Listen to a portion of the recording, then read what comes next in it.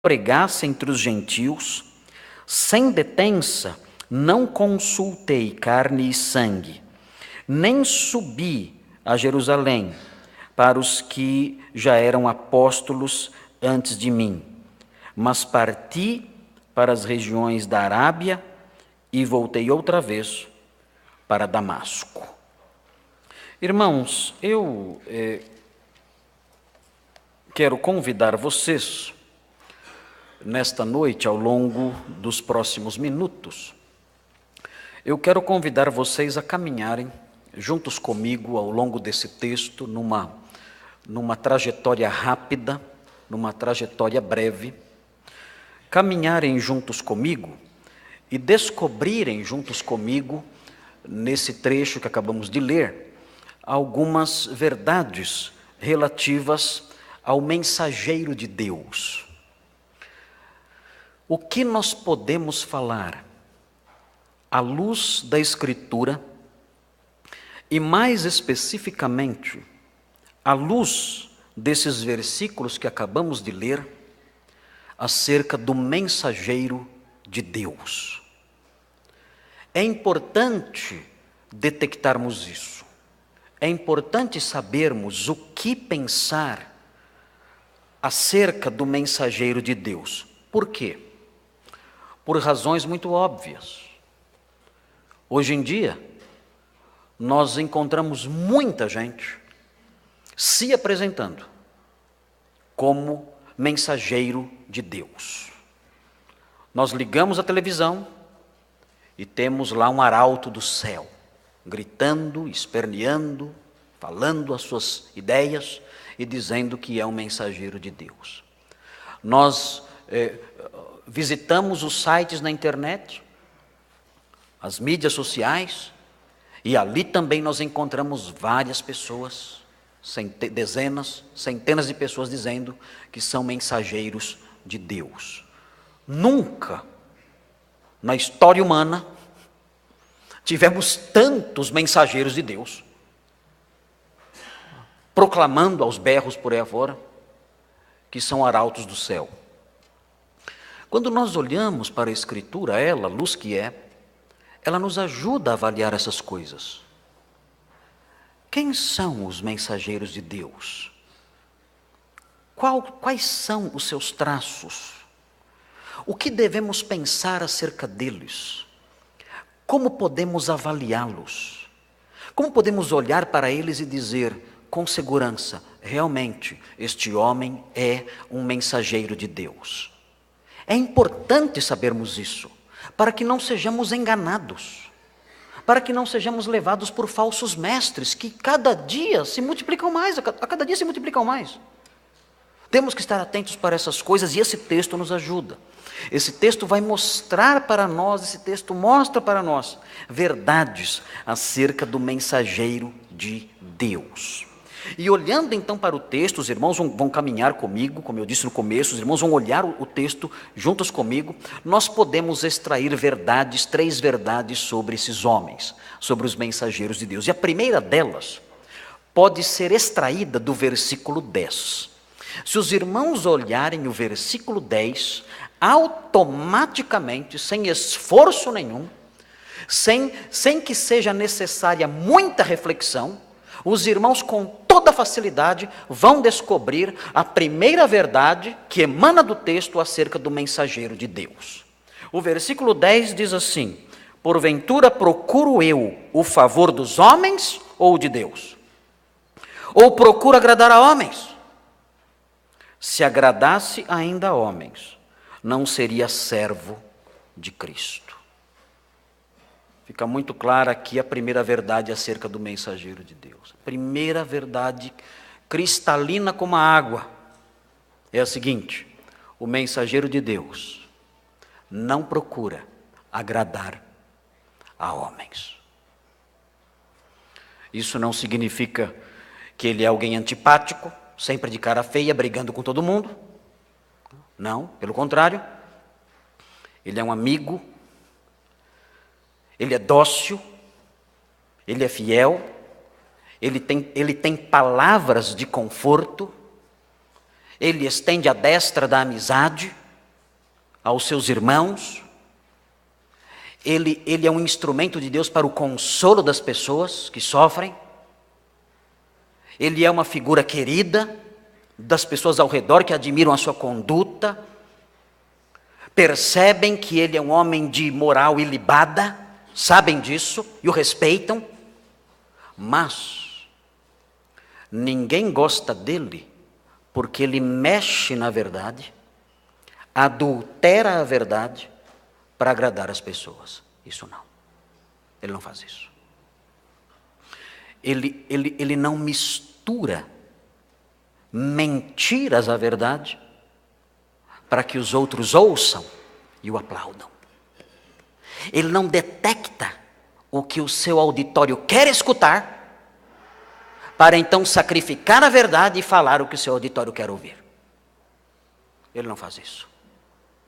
Ele não adultera o leite santo de Deus. Na antiguidade, um dos grandes teólogos do passado, Irineu de Leão, viveu no século II, ele usava muitas figuras, muitas comparações ele fazia, muitas ilustrações ele usava nos seus ensinos. E na sua obra maior, chamada Contra as Heresias, uma obra vasta, ele diz que a verdade de Deus é como leite, um leite puro. Mas os falsos mestres colocam gesso no leite de Deus. E os incautos, que não conhecem o gosto da verdade, eles bebem esse leite contaminado com gesso e acreditam que estão bebendo o leite puro de Deus. E ele diz: o pregador da verdade não faz isso. O pregador da verdade não coloca gesso no leite de Deus. E muito menos faz isso para agradar as pessoas.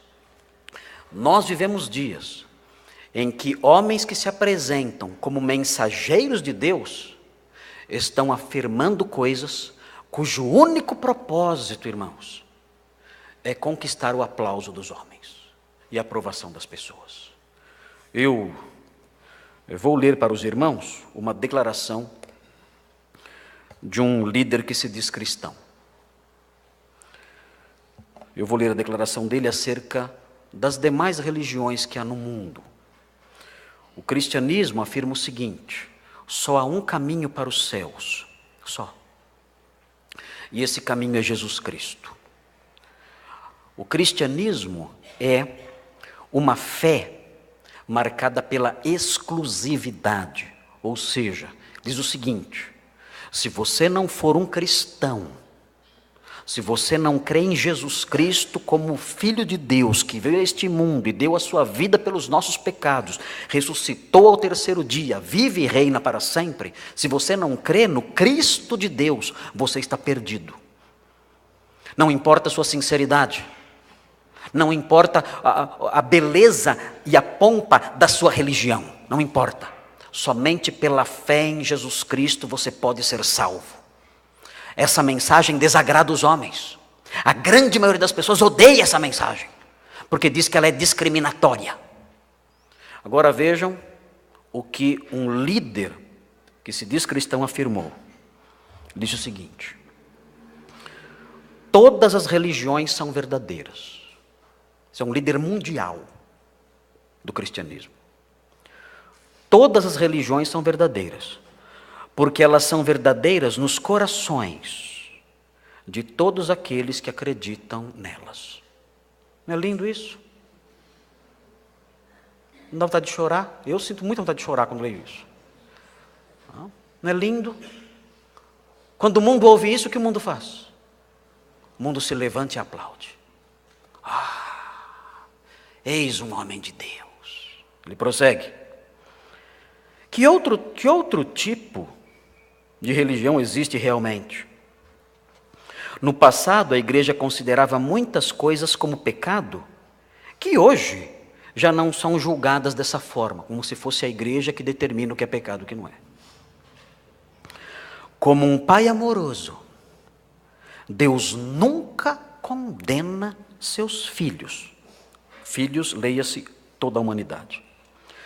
Nossa igreja é grande o suficiente para heterossexuais e homossexuais, para aqueles que são pró-vida e aqueles que são pró-escolha, referente ao aborto aqui, para os conservadores e liberais. Até mesmo os comunistas são bem-vindos e se juntaram a nós. Não sei porque ele fala até mesmo os comunistas, parece que são piores, não? Até mesmo os comunistas. Não? Parece que ele tem um certo preconceito, como dizem por aí, com os comunistas. Né? Todos nós, todos esses grupos, amando e adorando o mesmo Deus. Quando o mundo escuta isso, o que o mundo faz? Eis aí um homem de Deus. Almas. Esse é o homem de Deus. Sabe o que é isso? Este homem é um homem que está tentando agradar pessoas. Ele não é um servo de Cristo.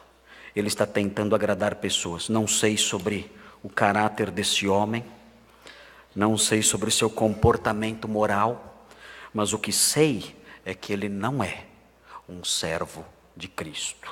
Quem disse isso? Quem disse as palavras? Foi o famoso Papa Francisco. O líder mundial cristão. Ele afirma isso. Esse homem não é um servo de Cristo. Esse homem quer agradar a homens. E consegue. E está conseguindo. E com isso ele mostra que não é um servo de Cristo verdadeiro. Há um outro líder, esse evangélico. Também não sei do seu caráter, da sua conduta, da sua moral, não sei, não me interessam essas coisas. Eu estou olhando aqui para o pensamento dessas pessoas. E veja como o pensamento dessas pessoas, líderes cristãos, ou que se dizem cristãos, tentam agradar a homens. Este homem é um grande líder cristão, pastor muito conhecido, o nome dele é Caio Fábio de Araújo Filho. Ele disse o seguinte: alguém perguntou para ele se um jovem que é sexualmente ativo com sua namorada, se ele tem relações sexuais com a sua namorada, se isso é pecado. Essa foi a pergunta que o jovem fez para ele, e ele respondeu o seguinte, aspas, é uma presunção alguém chegar para outro ser humano e dizer que ele está em pecado porque ele e uma menina que se amam fazem sexo. Você não pode dizer isso. E o mundo, especialmente os jovens unidos, dão as mãos e dizem, amém. Que pastor legal. Esse pastor eu quero para mim. E ele diz, prossegue, eu não posso chegar aqui e só porque falta oficialização de um relacionamento, dizer que a ausência de tais coisas, essas coisas são as formalidades do casamento, certidões e todos os processos todos que estão envolvidos aí na composição do vínculo matrimonial como a Bíblia ensina. As formalidades todas. Ele fala, eu não posso dizer que a ausência disso torna pecado o relacionamento sincero entre um homem e uma mulher. Então, na visão desse homem, se esse jovem tinha 20 anos e a sua namorada 18 anos. Ele diz, se vocês se gostam, nem estou falando de amor, ele diz. Estou nem falando de amor, porque talvez vocês não tenham condições de avaliar o que é amor. Mas se vocês se gostam, e a sinceridade, então não posso dizer que há pecado nesse relacionamento. Eu lhes garanto que esse casal é bem sincero naquilo que estão fazendo. Muito sinceros. É um casal que faz o que faz de todo o coração. Não duvidem disso. Não há hipocrisia nenhuma no relacionamento imoral deles. É um relacionamento imoral bastante sincero. De todo o coração. eles realmente são autênticos quando praticam essas coisas. E isso, a Bíblia diz claramente que é fornicação e pecado. Mas essa mensagem não agrada a homens. Essa mensagem é reprovada por homens. E por causa disso, então, ela é mudada aqui. Alguém altera essa mensagem. Para quê? Para agradar a homens. E Paulo diz, se eu quiser agradar a homens, eu não posso ser servo de Cristo. Há um outro pastor, esse é batista. Os batistas estão me assustando ultimamente. E ele é muito conhecido também.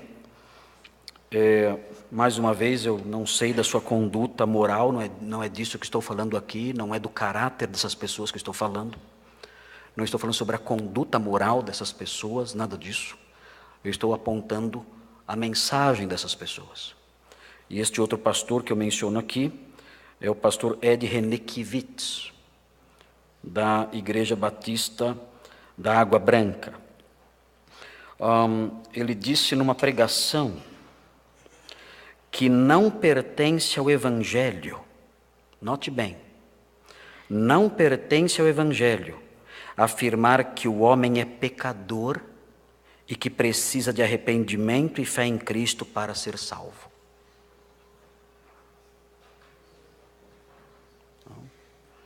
Vocês estão assustados? Vocês não viram nada. Eu vou prosseguir. Aliás, eu vou repetir porque alguns estão duvidando do que eu li agora. Mas o que eu li é o que ele falou.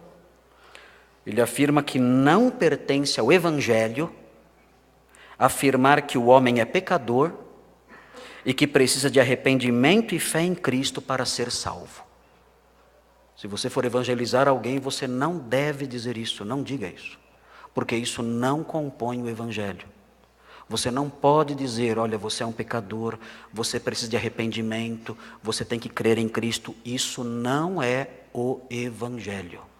É isso. É isso que ele disse, com todas as letras. E prossegue. Em vez disso, o Evangelho afirma que as boas novas consistem em dizer que todos os homens já estão perdoados. Todos. Que o Espírito Santo habita em todos. Que não há condenação para mais ninguém. Ninguém. Que todos são justificados. E que Deus capacita todos a viver conforme a sua vontade. Ele diz nesse mesmo sermão que as bênçãos elencadas na carta aos Romanos, justificação, habitação, santificação, eleição, todas essas coisas, essas bênçãos dadas aos cristãos, elencadas na carta aos Romanos, todas elas não pertencem aos cristãos, pertencem a toda a humanidade, todos os homens. Você não pode ler a carta aos Romanos como uma carta dirigida a crentes. É uma carta dirigida ao ser humano, ao homem, de qualquer religião, qualquer crença mesmo, que não crê em nada. A carta é dirigida a eles, dizendo, vocês todos são justificados, vocês todos são santificados, vocês todos são eleitos, o Espírito Santo habita em todos vocês todos são herdeiros dos céus. Alguém pode dizer, mas por que um homem diz isso? Como alguém pode afirmar essas coisas? Eu dei três exemplos aqui. Como alguém pode afirmar coisas tão distantes do cristianismo e se apresentarem como homens de Deus? É muito simples. A resposta é simples. Esses homens querem agradar a homens. E com palavras doces, com palavras que atraem as pessoas, com palavras que deixam as pessoas admiradas, com palavras que criam fãs. Eles enganam os homens com um falso evangelho, com uma falsa mensagem.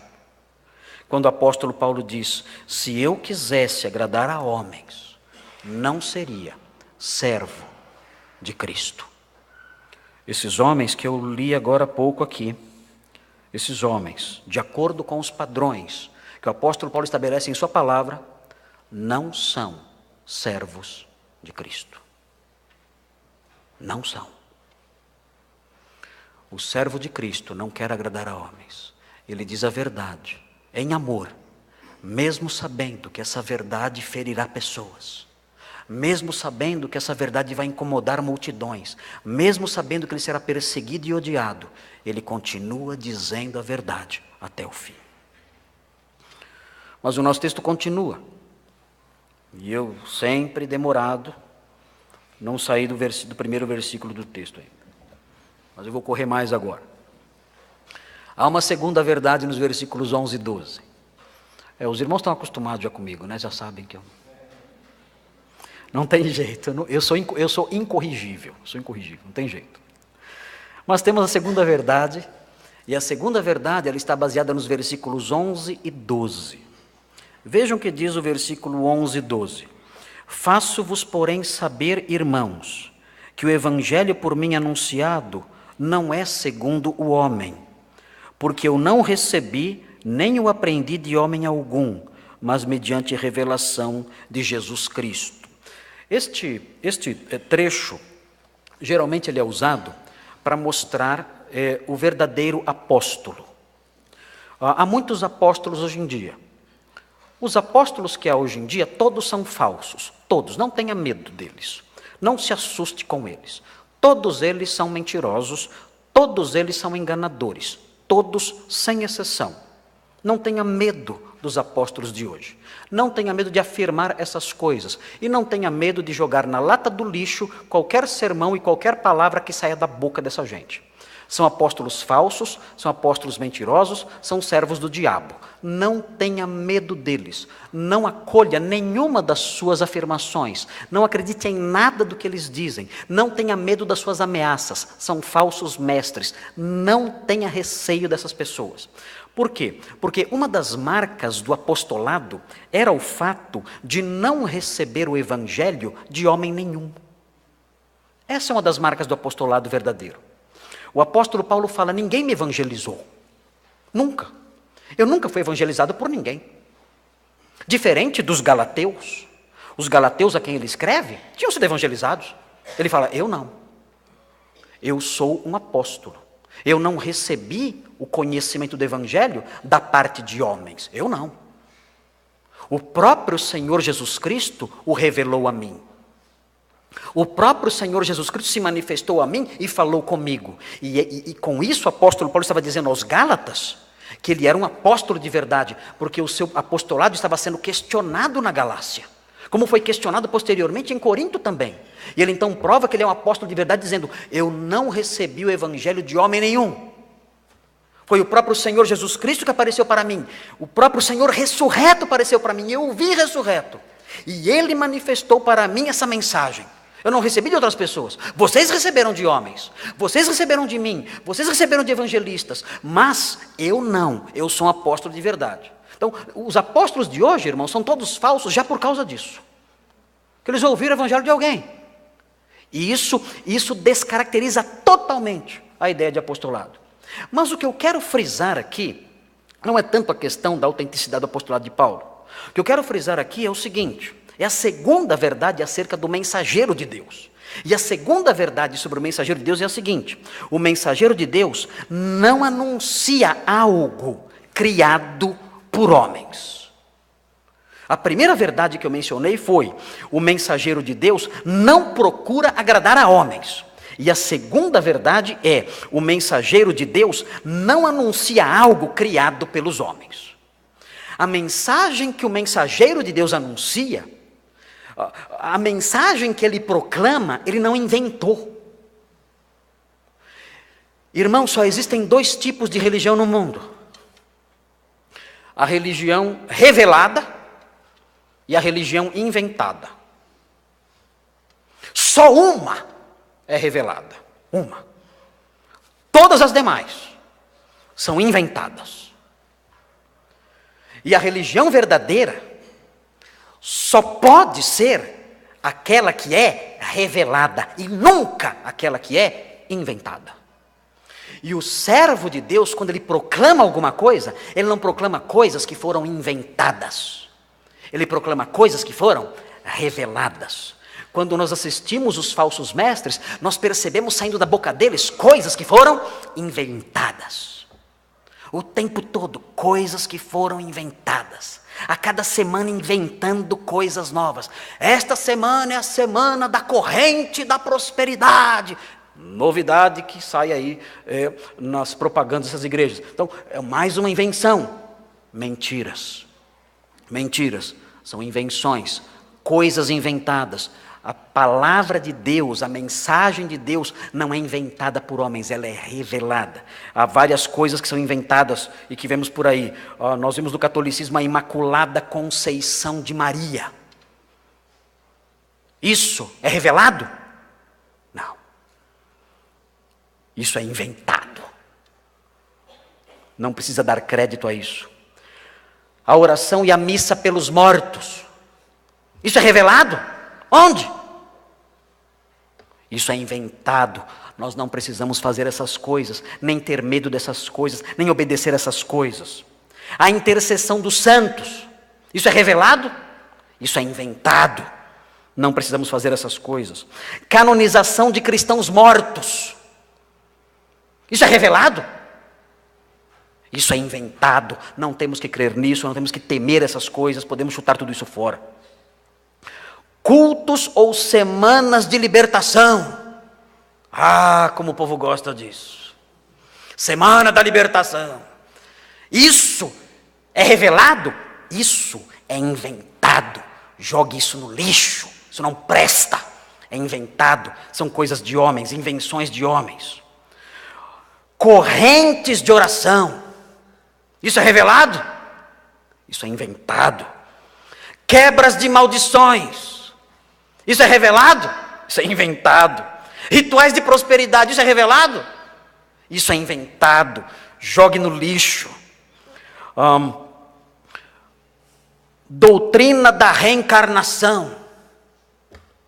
Isso é revelado? É inventado. Consulta dos mortos. Isso é revelado? Isso é inventado. Dá para fazer até um corinho, hein? Pode dividir a congregação. É revelado? Não, meu irmão, não. Fazer um corinho meio pentecostal aqui, então. Não dá para fazer. É revelado? Não, é inventado. Fazer um corinho aqui. Mas é importante que esse seja o nosso critério. Ouvimos algo. Primeira pergunta, é revelado? Deus me revelou. Sai, chama a rota, prende esse bandido. Isso é revelado? É inventado. Lixo. Isso é revelado na palavra de Deus? É inventado. Lixo. Não tenha medo dessas coisas. Mesmo porque a criatividade humana no campo da religiosidade é assustadora. Os irmãos já ouviram falar de São Guignefort? Já ouviram falar? Um santo muito adorado na França, no século XII até o século XIX. Santo maravilhoso. São Guignefort, eu não sei como falo, com o meu sotaque francês aí. São Guignefort. Sabe quem foi São Guignefort? Foi um cachorro. Um cachorro, um vira-lata. E peregrinações eram feitas ao túmulo de São Guignefort, adorando São Guignefort, um cachorro. Restos mortais de um cachorro. A carniça de um cachorro sendo adorada.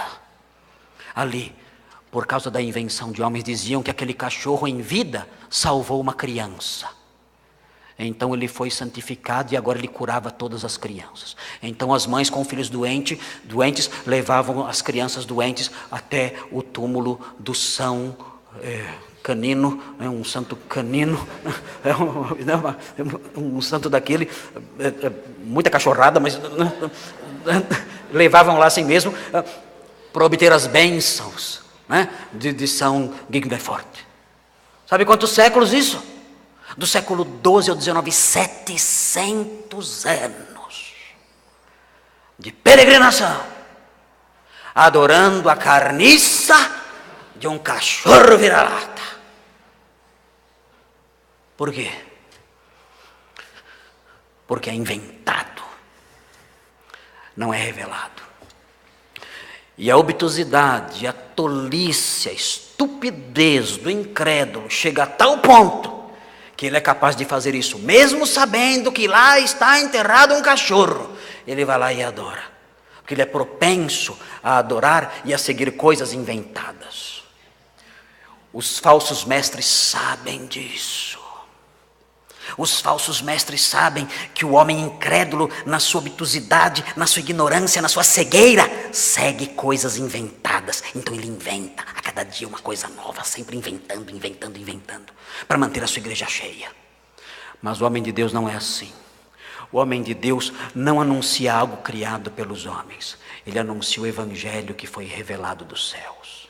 Paulo diz: o evangelho que eu prego não foi me anunciado por homens. Eu recebi por revelação. Deus o revelou a mim, é isso que eu proclamo. Não proclamo a mensagem humana, enfeitada, criada na mente humana, engendrada no cérebro humano, não. Eu anuncio a mensagem santa, que parte do coração de Deus e é capaz de transformar milagrosamente a vida de pecadores perdidos em santos perdoados. É isso que eu faço. Esse é o mensageiro de Deus. Ele não inventa, ele proclama a verdade.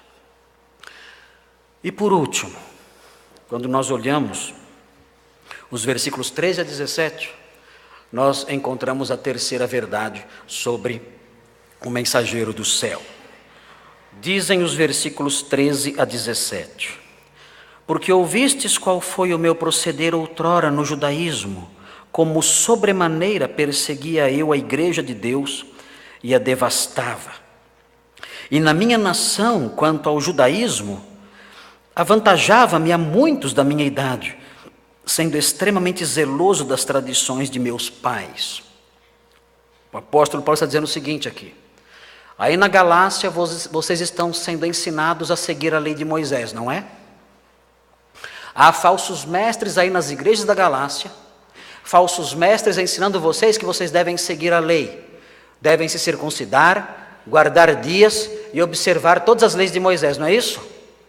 Eu tenho algo a dizer para vocês, meus queridos aí da Galácia. Eu já fiz isso. Mas eu não fiz como os falsos mestres que estão aí fazem. Não. Eles estão só engatinhando no que eu fiz. Eu corri como atleta nessa estrada. Enquanto eles engatinham nisso aí, que eles dizem guardar a lei, eu corri como atleta. Eu sei o que é guardar a lei. Eu guardei a lei e ninguém me superou na minha época. Eu superei os da minha idade na guarda da lei. Eu fui acima disso. Esses homens acham que guardam a lei? Piada! Eu guardei a lei. Eu fui um mestre da lei. Esses homens aí, eles dizem que guardam a lei e são amiguinhos de vocês. Eu não. Eu guardei a lei de tal forma e com tanto rigor que eu era inimigo dos cristãos. Eu sim guardei a lei. E sabe o que eu descobri? Eu descobri que a lei não servia para nada em termos de salvação. E eu considerei todo aquele meu zelo como esterco, que jamais poderia me trazer o perdão dos meus pecados. Eu sei o que estou falando quando eu digo para vocês que vocês estão no caminho errado. Eu sei o que estou dizendo quando eu digo para vocês que a lei não salva, porque eu já aguardei muito mais do que esses mestres falsos que enganam vocês, muito mais, e não conquistei a salvação por meio disso. Eu sei o que estou falando. E ele prossegue dizendo, ele chega então no ponto que nós queremos destacar mais aqui, que diz: quando porém ao que me separou antes de eu nascer, e me chamou pela sua graça, aprouve revelar seu Filho em mim, para que eu pregasse entre os gentios, sem detença, não consultei carne e sangue. E o texto prossegue dizendo que ele não subiu a Jerusalém, para provar com isso que ele não recebeu o evangelho de ninguém, mas ele foi para as regiões da Arábia. Não sabemos onde ele ficou nesse período, e depois voltou para Damasco, onde sabemos que ele permaneceu até que veio a perseguição, ele teve que ir embora. Mas o que eu quero destacar aqui para os irmãos do versículo 15, quando porém é o que me separou antes de eu nascer, e me chamou pela sua graça. Aqui eu sei que é um versículo bastante calvinista. Os arminianos não gostam do versículo, mas ele está aqui, não tem o que fazer, não tem jeito. O versículo diz isso: aquele que me separou antes de eu nascer e me chamou pela sua graça. O versículo diz isso, mas o que eu quero destacar nesse versículo não é a questão, o debate calvinismo, arminianismo, estou até meio cansado desses debates, mas o que eu quero destacar é o seguinte: o mensageiro de Deus não recebe a real capacitação dos homens. E vocês vão dizer para mim, mas pastor, falar isso justamente no dia em que um grupo de jovens passou 4 anos recebendo capacitação de homens, não é um balde de água fria? O que vocês acham? Talvez. Mas eu tenho que dizer isso. E vou repetir o que eu disse. O mensageiro de Deus não recebe a real capacitação de homens.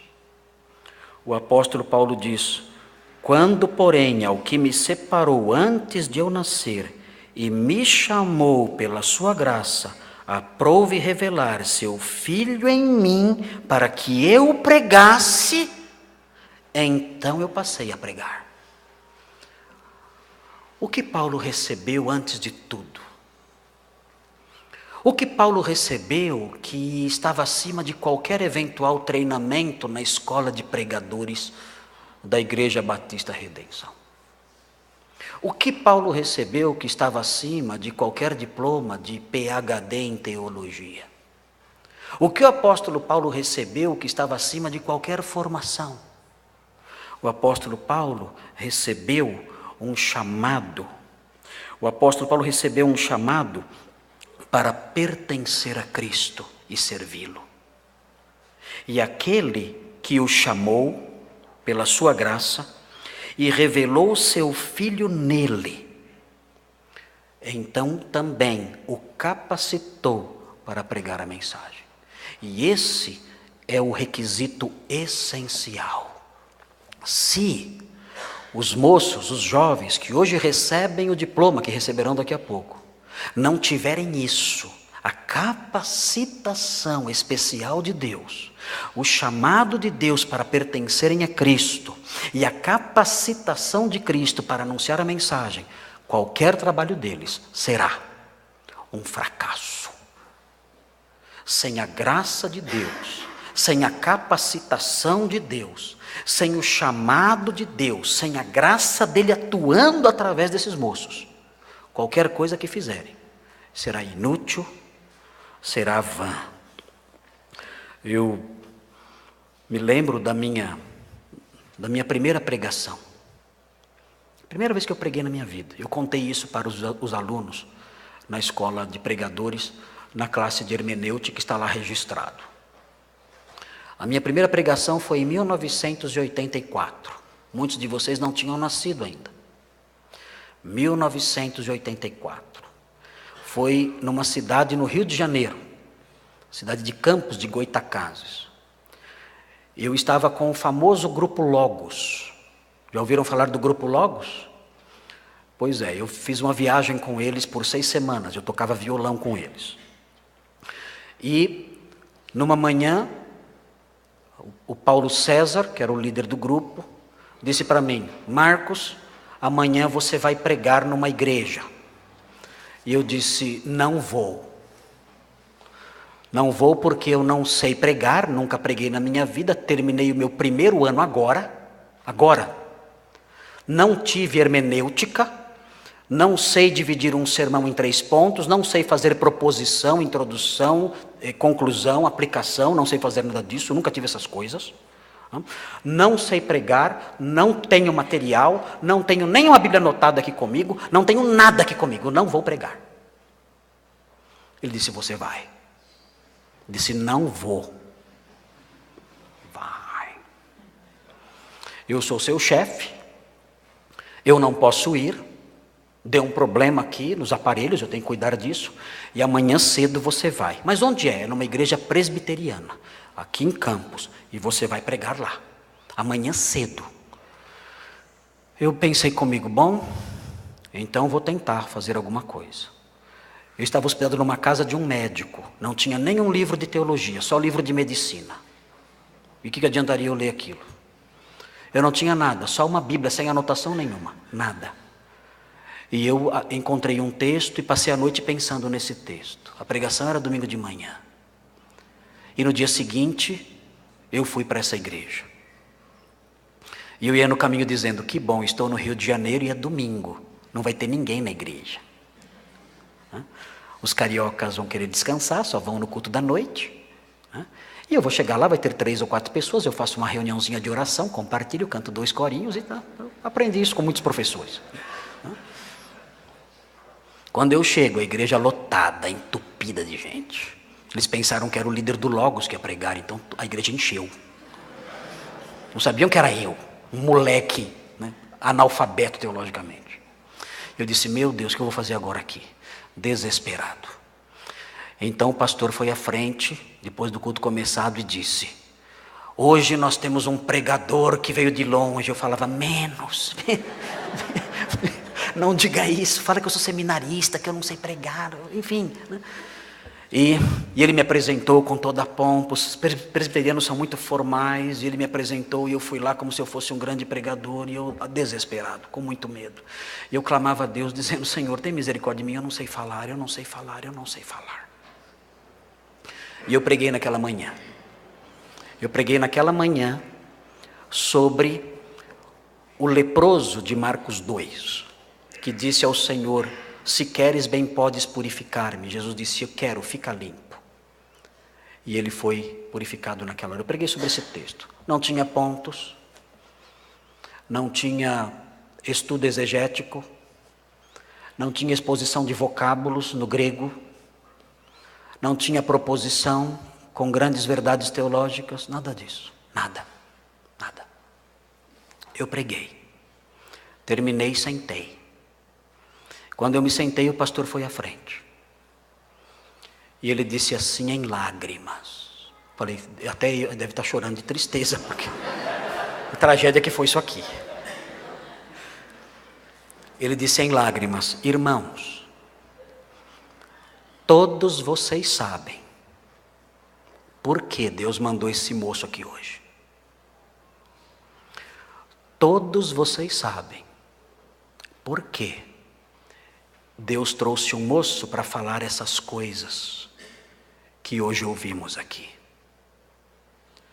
Deus preparou esse jovem para falar isso para nós no momento certo. Nós tínhamos que ouvir isso e vocês sabem muito bem por quê. E eu ali sentado, sem entender nada, só eu não sabia por quê. E então ele disse, hoje nesta igreja, nós temos que afirmar um compromisso diferente diante dessa mensagem que ouvimos.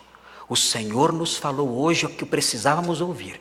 E hoje é a hora de uma revolução, de uma consagração nesta igreja. E todos aqueles que querem firmar esse compromisso de consagração, de uma nova vida, de virarmos uma página na história desta igreja agora, eu peço que fiquem de pé e venham à frente, porque nós vamos orar juntos agora e essa igreja não será mais a mesma. E meus irmãos todos se levantaram, e todos em lágrimas ali se abraçando, e todos chorando juntos e orando juntos. E eu não entendia nada naquele meio, não sabia o que estava acontecendo. E Deus naquela manhã fez uma coisa fantástica, extraordinária naquele meio, naquela igreja. E eu fui embora de lá. Eu nunca soube o que aconteceu. O Paulo César perguntou para mim, como é que foi? Eu falei, não entendi nada.